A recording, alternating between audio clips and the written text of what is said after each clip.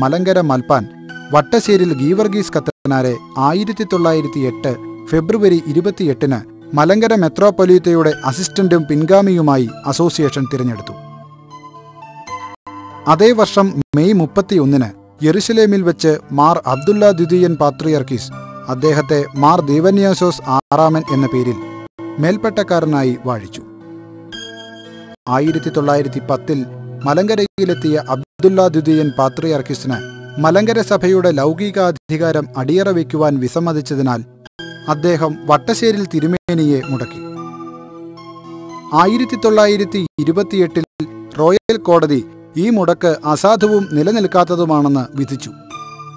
ആ പുണ്യപിതാവിന്റെ ഭൗതിക ജീവിതം 1934 ഫെബ്രുവരി 23 അവസാനിച്ചു.